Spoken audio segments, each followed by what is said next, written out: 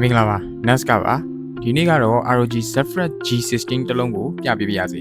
Gaming laptop ကို Build quality ကောင်းတာကြိုက်ပြီးတော့ brand ခပ်မြင့်မြင့်နဲ့ရှာနေတဲ့ brother တို့အတွက်ဖြစ်ပါတယ် Asus ROG ရဲ့ထုံးစံအတိုင်းသုံးထားတဲ့ component တစ်ခုချင်းစီကနေ fully potential ရမယ် all rounder gaming laptop တစ်လုံးပါ Build quality ကောင်းတာနဲ့ hand feeling ကောင်းတာဒီကတော့ Zephyrus ရဲ့ထုံးစံလို့ပဲပြောရမယ်ဗျport တွေအနေနဲ့ကလည်း SD card slot လေးအပြင်အ USB HDMI Ethernet port Type C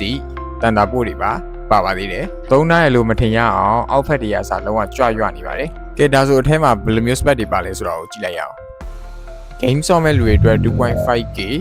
240Hz display ပါမယ်16လက်မ size ပေါ့နော်။အဲ့ဒါကိုမှ video editing လုပ်မဲ့လူတွေအတွက် sRGB